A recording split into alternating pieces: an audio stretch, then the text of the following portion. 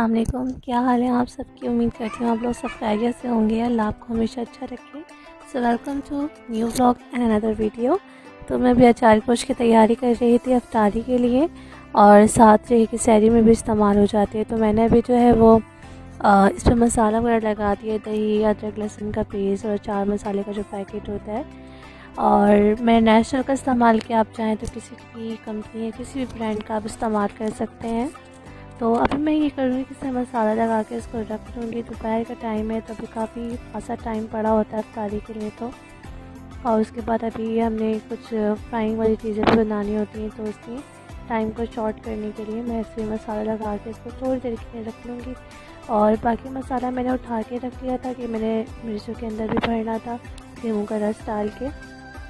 तो अभी मैं इसको रख दूँगी और फिर उसके बाद से कुक करेंगे। ज़रा से मैं अच्छे से मिक्स कर रही हूँ।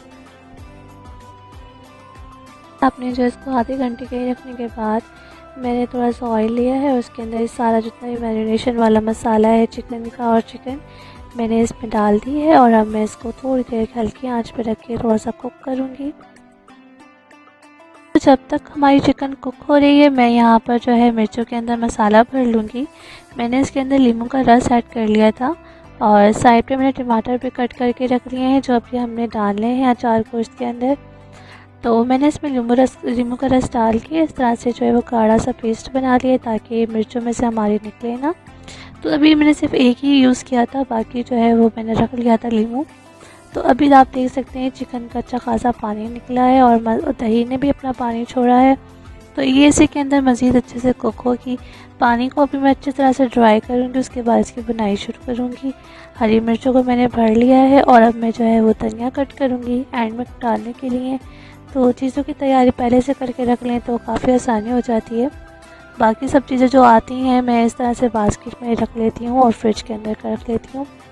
ये मैंने सब चीज़ें कट करके और मसाला और हरी मिर्चों में भर के रख लिया है। तो अब मैंने ऐसी कर ली है बुनाई और मज़ीद अच्छे से बुनाई करेंगे। तेल तो काफ़ी अच्छे से ऊपर आ चुका है, हो ही गई है ऑलमोस्ट बुनाई। तो अब बाकी सब चीज़ें जो होंगी वो मैं इसके अंदर एंड में डाल दूँगी। तो मैंने इसके अंदर सब चीज़ें डाल दी हैं और एंड में गरम मसाला भी स्प्रिंकल कर लेती हूँ। अच्छा जी, तो मैं यूज़ करती हूँ बेबी लाइनर और हम हाथ के लिए पैम्पर में रखती हूँ। ये काफ़ी इजी होता है, पैम्पर की बचत भी काफ़ी इससे रहती है। तो ये कुछ इस तरह से है, ये देखें इसकी काफ़ी मोटी शीट है। बच्चे अक्सर बार बार पोटी करते हैं तो इससे काफ़ी ज़्यादा बचत हो जाती है। तो जिन माओं के भी स्टार्ट में मतलब बच्चे बहुत ज़्यादा पोटी कर रहे होते हैं जब पैदा होते हैं 1.25 महीने के अंदर, तो मेरी तरफ से तो फुल रिकमेंड है कि आप इसे यूज़ करें।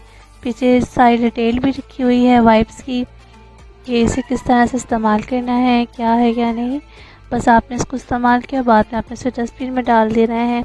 और इससे सबसे बड़ी बात ये कि रैश नहीं होती, बच्चे को बहुत अच्छे से ये एब्जॉर्ब कर लेता है और लीकेज नहीं करता। पैम्पर के अंदर आराम से जो ये एडजस्ट हो जाता है, खिसकता भी नहीं है और आपकी बेबी का पैम्पर भी जो है वो ज़ाया नहीं होगा इसकी वजह से। सो होपफुली आपको पसंद आया होगा ये, तो आपने इसे ज़रूर ट्राई करना है। और हमाद साहब जो है वो बड़े हो गए हैं, वॉकर में बैठते हैं, वॉकर को भगाते भी हैं, तो माशाल्लाह ज़रूर कह दीजिएगा आप। तो अभी अपनी आंटी के साथ खेलने में लगा हुआ है। और मेरे हस्बैंड लेकर आए थे बच्चों के लिए और मेरे लिए फ्लेवर वाला ऑल पर्स, ये बहुत ही मज़े का होता है। तो उन्होंने क्या किया था, एक साइड पे जो है वो स्ट्रॉबेरी रखवा लिया था और एक साइड पे जो है वो चॉकलेट। तो मेरा जो मोस्ट फेवरेट है वो चॉकलेट ही है। तो बस को हल्का सा चिल करके पीती हूँ तो बहुत अच्छा रहता है। दूध तो मुझसे वैसे पिया नहीं जा रहा होता, तो दूध के बहाने यही चीज़ सही, ज़रा फ्लेवर भी होता है, बच्चे भी शौक़ से पी लेते हैं और मैं भी शौक़ से पी लेती हूँ और बहुत ही मज़े का इसका टेस्ट है। चॉकलेट का काफ़ी स्ट्रॉन्ग फ्लेवर आता है, तो चॉकलेट तो वैसे भी मेरी मोस्ट फेवरेट है। सो मस्ट ट्राई, इसके बहुत ही अमेजिंग और बहुत ही यमी से इस फ्लेवर्स हैं, बच्चों को भी पसंद आएंगे और आपको भी। ये है मेरा ओवरऑल मेकअप जो मैंने मिरर के पीछे इस तरह से कुछ सेट करके रखा हुआ है। जो चीज़ मुझे चाहिए होती है वो सामने ही होती है, आसानी होती है मुझे यूज़ करने के लिए। और मैंने आपके साथ अपना मेकअप का जितना भी हॉल है वो शेयर भी किया था। तो अभी मैं कर रही थी स्किन पॉलिश। तो रमज़ान में तो बिल्कुल भी अपनी स्किन का टाइम नहीं मिलता स्किन केयर करने के लिए, तो बड़ी मुश्किलों से मैंने टाइम निकाला कि बस जल्दी से जो है ना ये काम भी कर लूँ। और आप यकीन करें, फेस पे अप्लाई करने के बावजूद भी मैं और भी काम साथ साथ जो होते हैं ना वो भी करती हूँ, ताकि जो ये 15 मिनट का जो ये टाइम है ना जल्दी से गुजर जाए। लोग भी बताइएगा क्या आप लोग भी इसी तरह से करते हैं, अगर फेस पे आप स्किन पॉलिश अप्लाई करते हैं और टाइम नहीं गुजर रहा होता तो साथ कोई काम भी शुरू कर देते हैं, कि मोस्टली जो ख़वातीन हैं वह ऐसे ही करती हैं। तो अभी मैं फटाफट इसको मिक्स कर रही हूँ और बहुत हार्श नहीं बनाती, वरना स्किन पे जो है ना मेरे बहुत जल्दी रेडिश हो जाती है। तो इसकी वजह से मैं एलोवेरा जेल का जो टोनर है वो यूज़ करूँगी। तो इसको मैं थोड़ा सा अपने स्किन पॉलिश के अंदर भी ऐड कर लेती हूँ और अपने फेस पे सबसे पहले ये अप्लाई करती हूँ, दैन उसके बाद मैं स्किन पॉलिश करती हूँ। इससे बिल्कुल भी इचिंग नहीं होती है, बिल्कुल भी रेडिश नहीं होता है फेस। आप लोग भी ट्राई कीजिएगा। किसी भी कंपनी का आप जो इस तरह से टोनर यूज़ कर सकते हैं, जो कि बहुत ठंडक आपके फेस पे अप्लाई करता है। जी, पहला अशरा अल्हम्दुलिल्लाह ख़त्म हो चुका है। इस पर मुझे खुश होना चाहिए, उदास समझ में नहीं आता, क्योंकि रमज़ान जो है बहुत ही जल्दी ख़त्म हो रहे हैं। और दूसरा ये कि मौसम अच्छा है तो टाइम का पता ही नहीं चलता। तो पहले अशरे की जो दुआ है रब्बिक फ़िर वरहम वअंता खैरुर राहिमीन, मैं कसरत से पढ़ती हूँ। और अब जाके जो है वो दूसरे अशरे की जो मग़फ़िरत की दुआ है वो पढ़नी है, अस्तग़फ़िरुल्लाह रब्बी मिन कुल्लि ज़ंबिन व अतूबु इलैहि। तो मैंने इस तरह से जो अपने रूम में लगाया हुआ है, ताकि आते जाते जो भी देखे से पढ़ता रहे। मैं आपके साथ अपनी आफ्टर शावर की जो रूटीन है थोड़ी सी वो भी शेयर कर लेती हूँ। तो नहाने के बाद सबसे पहले मैं अपनी स्किन को मॉइस्चराइज़ करती हूँ, और ज़रूरी है कि हम भी हाइड्रेट रहें, क्योंकि पानी की कमी की वजह से हमारी स्किन बहुत ज़्यादा रफ़ हो जाती है। तो इसलिए मैं जब भी वज़ू करती हूँ तो सबसे पहले जो है वो मॉइस्चराइजिंग क्रीम यूज़ करती हूँ। कोई सी भी आप लोशन, कोई सी भी क्रीम यूज़ कर सकते हैं। तो उसके बाद मैं डिओडोरेंट यूज़ कर रही हूँ ब्लू लेडी, या आपके पास कोई भी हो, ज़रा अच्छा रहता है अपने, और गर्मियों में तो ज़रूरी भी है। और ये बॉडी स्प्रे बहुत ही अच्छा लगता है मुझे, बच्चों को भी यही यूज़ करती हूँ, खुद भी। और तकरीबन अभी ये भी एंड हो चुका है।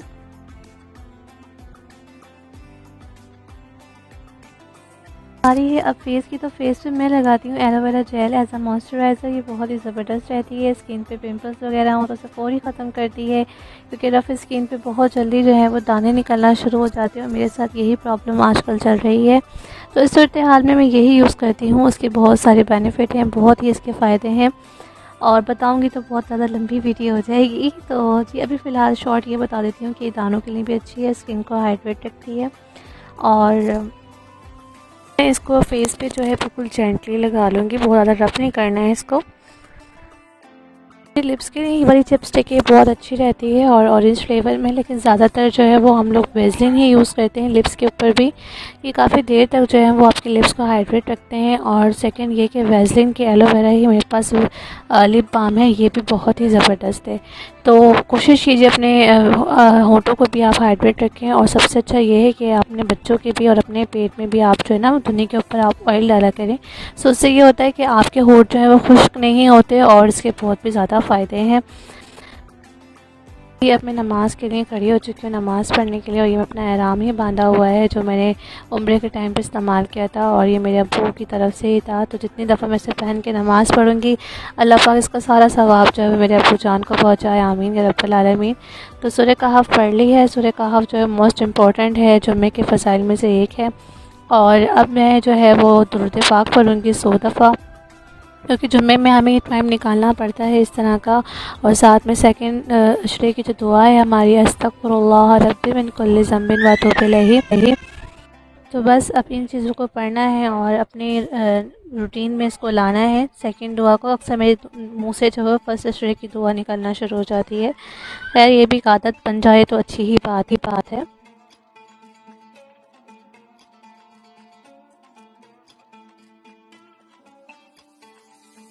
रही अफ्तारी की बारी, तो अफ्तारी में जो है मेरी फिंगर चिप्स कट करके रखे हुए हैं, और यहाँ पे बैटर मेरे पास जो रोस्ट का रखा हुआ था, मैंने आपसे पहले भी शेयर किया था। तो इसके अंदर भी मैं इसको डिप करके फ्राई कर लूँगी। पहला बैच मैंने निकाल लिया है, और इस पेपर्स को आप इग्नोर कीजिएगा, मेरे पास टिश्यू पेपर ऑलमोस्ट तकरीबन ख़त्म ही हो चुके थे। तो मैं अहमद की कॉपी में से पेज फाड़ा था, और आप इसकी राइटिंग चेक करें कितनी अच्छी है ना। तो इसको प्लीज़ आप इग्नोर कीजिएगा। और पीछे से आप हम्माद की आवाज़ को भी इग्नोर कीजिए क्योंकि वो खेल रहा है। और अभी मेरी सिस्टर ने जो है वो आलू की चाट बनाई है जो बहुत ही मज़े की बनती है ये वाली चाट। तो अभी पकोड़े फिंगर चिप्स रेडी हो जाएंगे तो उसके बाद मैं पकोड़े फ्राई करूँगी।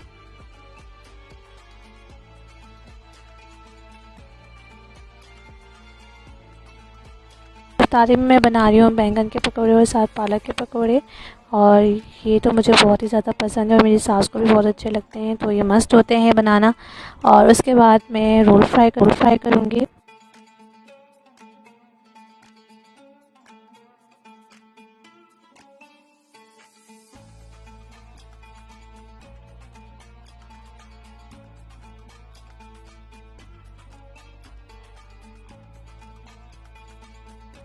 अल्हम्दुलिल्लाह आज की इफ्तारी बिल्कुल रेडी है। जो शरबत भी रेडी कर लिया था और टैंक बनाया था। सो उम्मीद करती हूँ आपको ये व्लॉग पसंद आया होगा। तो जाने से पहले लाइक शेयर सब्सक्राइब ज़रूर कर दीजिएगा। रखिएगा। अल्लाह हाफिज़।